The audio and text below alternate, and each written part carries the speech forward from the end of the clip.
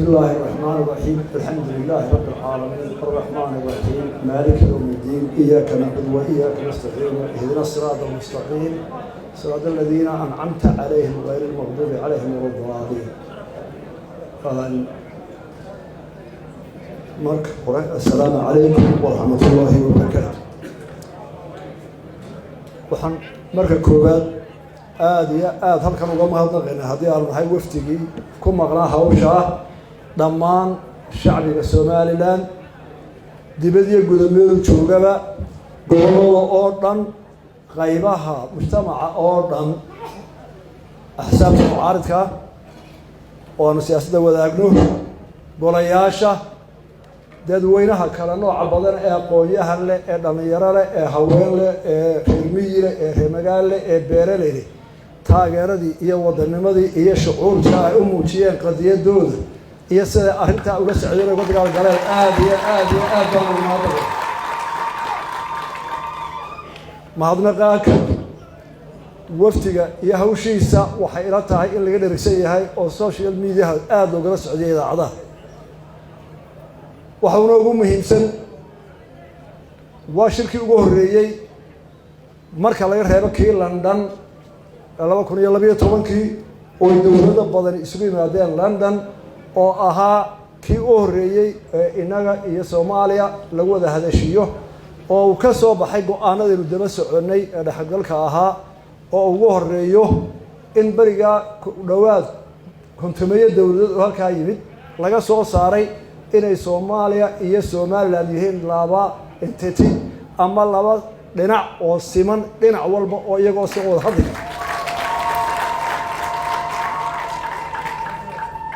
hase yeeshee 2012 laga bilaabo ilaa maanta 2008 sanadood wada hadaladii halka iyo niyadamaantii ay ugu tagnay iyo go'aankii London ka soo baxay muu helin fagaare laga wada hadaladu si ay u dhaceenba waxay ahaayeen kuwa aan horan loo wadin oo ciday dhexdhexaadinaysaana aanay dhexdhexaadin dhigin dooda la gelayana aanay fagaaraha cidi joogin caalamihi dabeetana qolada Soomaaliya ay ahayd arrin ay ku marmarsadaan ay ku wareegaysano wixii maxay ahayd kalsoonidiyo walaalnimo iyo lagu wareegaystay fagaaraha halkii laga soo qaaday la dhanac caalamka nooga lama helin fagaara laga wada hadlo shirkan wuxuu kaga duwanaa kuwii hore waxaan nasiib u yeelanay in la helo fagaare adduunka dawladii ugu xoog weynaa shiray iyagu soo qaban qaabiyeen wadaan oo dawladda Mareykanka ugu horeyso oo ay ka soo qayb galiyeen Yurub EU oo dhan dawladaha Yurub xafiiska matalayay Afrika kii matalayay African Union dawlado kale oo madaxood ay ka joogeen iyagoo madax banaan cid ka wakiilihii loona xil saaray dawladda Djibouti inay marti geliso oo iyadu maadaama ay tahay madaxweynaha jamhuuriyadda Djibouti yahay madaxweynaha Soomaaliya ee Soomaaliya dhaqankeed yaqaan ee garanaya waxa la isku hayo oo marka la murmadoodu waxay tahay halka la iska diiday garanayo kala qaban kara in isagana laga codsaday inuu arinta dhexdhexaad ka noqdo hogaamiyada maadaama ay horanta waxaan inshallah inuu mahadnaqo dhammaan haddii Soomaaliland nahay anoo dalka Soomaaliya dhulka hadaya cid shirka soo qaban qaabisay ee fagaaraha ogolaatay ee arinta 12 London laga bilaabay intii dambe sacsanay in laga wada hadlo iyo dawladda Djibouti oo xil weyn iska saartay hawl badan oo gashay aad iyo aad baan ugu mahadnaqaynaa waana u xusuusnaanaa taariikhda shirka wixii laga yiri iyo wixii la wada yiri waa dhageysateen ku celimay saddexdii cisho oo dambeeyay baan ka hadlay shirka markii la dooday cudurada dawladda soo dhigtay madaxweynayaashii joogay iyo safiiradii matalayay dawladaha oo ka Mareykanka ugu xoog roora waxa loo go'aamiyay la yiraahdo arrinta waa culusta markii horreysay in la garabsado arrinta waa culusta hadday culus tahayna oo dad camadsa u kala sareeyaan baa loo guraa waxaan u diiday xageen ka bilowna waxaan ku niriday waxaan bilaabaynaa wixii hore loogu heshiiyay horta hal fulin markaas la bilaabi doonaa hadaan tii hore la fulin haba yaraatay haba weynaatay hadaan ku hore la fulinay maxaa tuduma laga bilaabo sidii baa lagu guddoonsaday waxaa loo saaray guddi wasiirka waxaan doonayaa inaan halkan ku xuso oon idiin sheego guddidaa wasiirada ah iyo adna oo wasiirka roona ah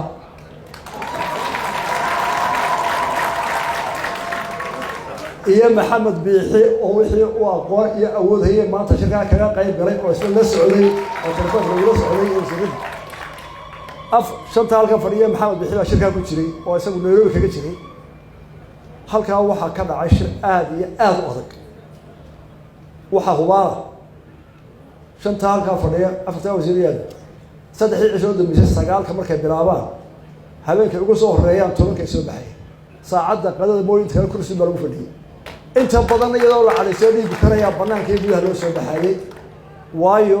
dadka nala doodayay runtii may ahayn dad fahamsan waaqiciga jira nasidaradu waxay ahayd dadkan aan murmayna waxa jira ee waaqiciga ah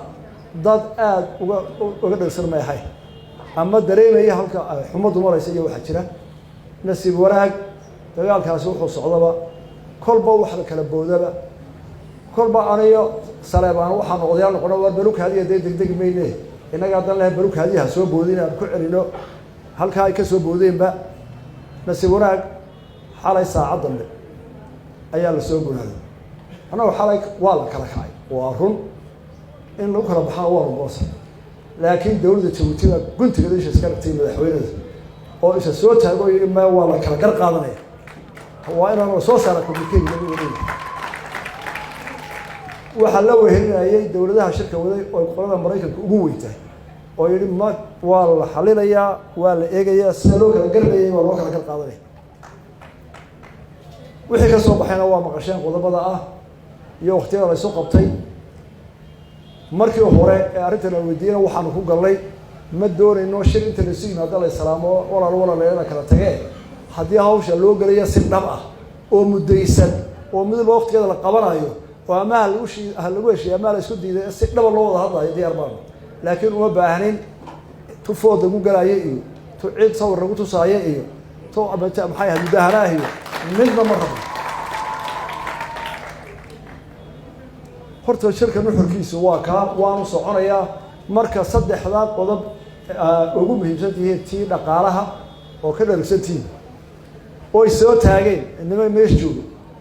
wardi anaga dawladda dhaxaw anaga caalamka la midnaa idin kala ma ictiraafsana oo kulli cidii ku dooratay iyo cid aad u taliso oo la tag anaga wadina wayne anaga isoo madax banaan ta caalamka soo joogsan taas oo ay si dhab ugu yiraahdo qorada wax bixisa Mareykanka ugu wareeya annagu Soomaaliya oo dhan baan wax siinayna haddii deyn laga saamaxana Soomaaliya oo dhan Soomaaliyadii hore oo dhan isku soo waxsin haddii idaan heshiis ku ahayn socon mayso sida u qaybsanaysa isoo looysan qeydinka saakin marka waa la iskala soo gudbay ana doorsay dawlad ictiraafaha inaga soo ictiraafsan dawladda waxaan kolka aad iyo aad u mahadnaqayaa wasiiradaas hawsha ay qabteen iyo dhibtay ku dhacday oo imikana aanu baahnayn in halka fadhiyaan hor sayr seexdaan ilaa saacadaha hore maanta soo jeedinaya halkaa markaa ka gudbo dadka hawshan qaban qaabiya beesha caalamka mid baynu ka rabnaa Somaliland mid baa laga rabaa qoladaynu saayno waxba kama rabno xamar ma wada hadlayno waynu isaynaa waynu iskhilaafsanahay waynu kala fognahay caalamka ayaynu labadeenu u sheegaynaa halkaynu kala taaganahay oo qadiyadaynu caalamka gaarsiinaynaa waayo caalamka dadka isqabto uu kala saaraa ama wada hadal baa uu kala saaraa ama maxkamad marka caalamka waxaan u sheegnay haddana halkan aan uga sheegaya idinkaa Soomaaliya heshiiye ma soconayso wada haddana ma soconayso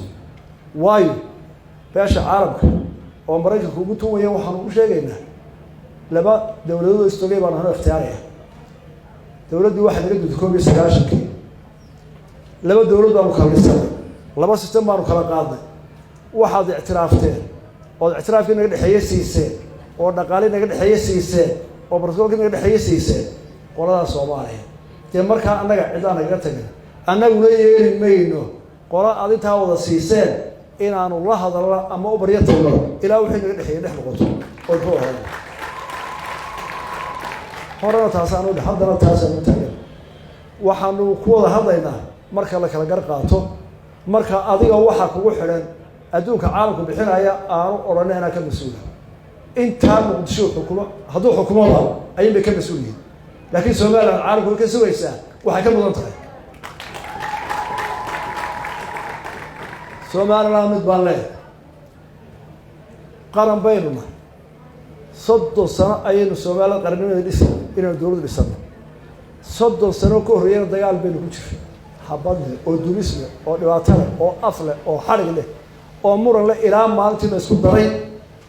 habeenkii la isku daray ee aadan cadda la daariyey inagoo niyadsan oo aynu nidhi biqe wax walba wada qaato walaalnimada iyo shantii Soomaaliyeed doona waxa yaab lahayd markuu aadan cadda habeenkii khudbadii akhriyay mudaharaadkii ka dhacay ee iyaga gudahooda ka taagnaa oo 13 ku dhaawacmeen 3 ku dhimatay 300 loo xidhay oo dadkii martida u yimid 400 wafti ahaa ay ka yaabeen dabkaynu maalintii galnaa ilaa maanta aan taagana marka waxa la rabaa halkaynu kaga bixinahay Soomaaliland waxa laga rabaa si aynu u gaadhno guusha oo nimanka inaga oo siman u wada hadalno oo ay ku soo noqoto halkay 60kii ahayd ee aynu wada lahayn ee aynu wada dhisanay ee aynu maantana wada leenahay ee wixii dhexdeena aynu ka saxayno waxaynu u baahanahay dhowr qodob baa laga rabaa ka hore waa nabadgelyo walaalayaal caalamka qancin kari mayno oo ka socon mayno haddaynu maalin walba barkad iyo ijaar isku layno oo maalin walba gurmad reeraad ku jiro dowladna ma doonayno taa waa inaynu bedelnaa 1980 ingiriisku wuxuu yiri haddaad nabadaysaan dagaalada culays xoolaha reeraad joojisaan gobonimadu waa siinaya tiibana la furi maantana waxaad moodaa in qori la cararaya iyo wax yaro bilaa micno ah maalin walba miidiyaha laga sii deynaya dadku u dhimanayo yaa dad suqunaya wax siinaya dad xabad soo sayay la hadlay taa waxaanu leenahay haddaanu ceeliyad inuu adduunkii la soo hadalnay walaalayaal horta naabad aynu ku wada noolaa xalkeena caqli aan ku deeyno oo hal la daayo qabaa'il hebla ay tiraysa qabaa'il hebla ciidan soo urursatay wax ka weyn baynu doonaynaa dhibaataynu ka baxaynu doonaynaa biyo ina heshaan baa doonaysa iskuul ina heshaan baa doonaysa caafimaad ina heshaan baa doonaysa inagu wax ma hayno ku helimayna inagoo sariirno qori maalin walba isku leeyahay walaalayaal runta markaynu sheegno Soomaaliland nabad baa laga rabaa bariya galbeed walaal waxa laga rabaa Soomaaliland gudaheeda inay noqoto dad bisil oo caalamka iyo deriska iyo qof walba nabad kuma shaqaysata oo aad dad vision leh aragti dheer leh ubadkooda dawladba u dhisaya dadka wanaag kula macaamilaya la maal gashan karo loo iman karo wax lagu aamini karo oo lagu shaqaysan karo socon mayso qofka yimaada dalkan muxuu doonayaa waxa waxay wadaan mashruuc waxay baa la hadlo xafadeeni baa la geenay aqal hor bilaadisa caalamku saa kuma shaqeeyo wuxuu ku shaqeeyaa dad kala dambeeya oo is aaminsan oo waxay doonayaan caalamka meel u mara meel looga soo hoyda waxay caalamka dhex marana la kala saari karo oo ay ku aamini karaan waxooda markaas lagu maal gelinaya oo cid walba ku imanaysa oo kala soconaysa saddex waxa laga rabaa inay Soomaaliland dhabar adayga u soo muujiyeen iyo dhibaatada u soo muujiyeen iyo baabiya u soo mareen ay ka muuqatay inay fiisha ay meel ku socdaan oo iyagu wax qabsanayaan oo iyagu u dagaalamayaan qadiyadooda ku socon mayso inankii hela bahalka yara telefoonka intuu meel istaagay yiraahdo waa kan iyo kii kale iyo aan wax warahay inankan waanay inoo dhageysan waxa la soo maray waxaan ugu sheegnaa ku dhicin booshii anagu aanu soo maray tii aabaha ay adeerka ku dhicin ku baabada ku dhicin ka tasho waxa doonaysa laakiin caadifada telefoon ma qaadanaya oo waxa doonaya warde adduunka loo hortay kala baan mas'uuliyadda kolba cid baa siyaasadda hogaamisa ee imka siyaasadda haya ee golayaal ee xisbiya leh waxaan ka codsanaynaa oo laga doonayaa siyaasiyad mas'uuliyad oo nin kale waxaan ahay golaha ama xisbi baa ama siyaasi baa markuu dadkiisa la hadlayo inuu ula hadlo qof mas'uula oo ka fikiraya Soomaaliland dad xagadaysa la dhageysan maayo xisbiga anagu reehbada la dhageysan maayo gudoomiye xaafadda ku wareegaysanaya meel ina gaarsiin maysa taas inaynu si caalami oo fikrado u baahan oo inanka suuqa jooga ee agoonka ah ee aan cidna galin aanu ka naxin waxba heli maysidoo meesha wasiir kuma lihi waxba heli maysidoo baarlamaanka cid kuma lihi waxba heli maysidoo xisbigaasi waa reeheba dee walaalayaal haddii dadka hogaaminaya dadkooda ay tusi waayaan wuxuu ku dhiirado ku dabagalo ku ogolaado oo cadaalad dhexdhexaad ah ee waar dadkeena dalka hogaamiyo cidina ma qalimayso inaguna dadka meel geeymayo ma aha aan midiya qalan aan waxna qalan midiyaha aan qarsan aynu midowno dalkaan dhisno habeenkiina in la kala foqfoqo ama ninka xafiiska marka loo tagayana qoro la isugu socdo ma soconayso meel ku gaarmayno caalam baynu u tagaynaa af Soomaaliya baynu ku hadlaynaa waxaasaanu haybaanu leenahay waanu faanaynaa waanu ka wanaagsanahay gob baanu nahdo saanaano waa in guriga laga helaa oo xafiiska laga helaa oo maqaaxida laga helaa oo iskuulka laga helaa oo kayay ka wariba saayay de walaal hadii kale waa jugjuway waxaad geyso falka dambe ee ku jira ugu dambeyn waxaan ka codsanayaa madax dhaqameedka waa madax dhaqameedkii dalka waa doorasho waa nimanka u dhasha ee doorashada ilaa ay ka dhimanayaan walaalkii ka dhaxlaa meelkiisa ixtiraamkaas dhaqankeena loo yidhi waa mas'uul aan laga dhacay oo waliba lagu karaameeyo caaqilka odayga suldaanka balka warta suldaan waliba haduu codad qaato anagu reebar wallahi bilaa tarcib birteen la yaab ee war suldaan saamahay dhaqan waanu ixtiraamina anagoo siyaasiyiin waa ka dambayna koofiyadii baa noo sidaa sidii aabayaashin ahaan jireen de ahaada waa maxay suldaan wuxuu doono ku hadlay oo wuxuu doono sameeyo ee suldaan markaa mati waad ka baxday xayndaabki waxaan ku soo gabagabeynaa culimadu hay'ad duceyso culimadu iyaga de inoo haya kitaabka Ilaahay iyo midkii waxaan ka doonaa culimada inay ducada iyo dhikriga Ilaahay badiyaan dadkana ay wanaag ku hanuuniyaan iyaguna aanay firqa noo yeelan marka inuu inta isu geynaaba inuu waxaynu doonaan helana dadkuna naga rawsanaya ninka Soomaaliya ma hadlaya nin noqonaya wax toos ah ku hadli karaya qodobka waxaan dhaafayaa waxaan jira nin muwaadina oo reer Soomaaliland oo 7 sano joogto ku xidhnaa oo arrimaha faralka xisaab xidhnaa oo tirsanaya cadaalad darrada xukuumaddiisa helin waan kula hadlay dawladda Djibouti farkiisii dib loo furayaa insha Allah si aan tijaabo ku gaarin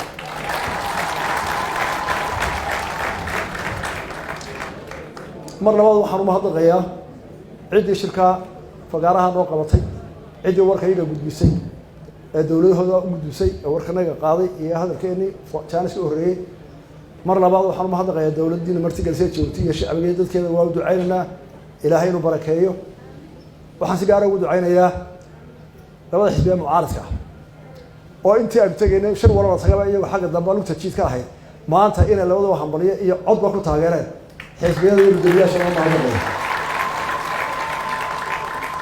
oo waa majeesana qadiyada waxay kala roorayno taladana way noo taalaa saasaynu ku haynaa markaan qoosataana dhegtana soo qabto waa idinku war fadhina waa isku qancinayna dadkuna waxay aad uga cabanayaan xisbiyada iyo duulka hadalooda xune aynu iska waanayno aanu ku noqono oday Saleebaan aad iyo aad baan u mahadnaqayaa dhowr isdeed soo jeeday oo inta dhigtay oo daaraynin oo ragay taageer taayirana aad iyo aad maxamedsa loo adkaystana aad iyo aad baan u mahadnaqaynaa waa salaamantii wassalaamu calaykum wa rahmatullaahi wa barakaatuh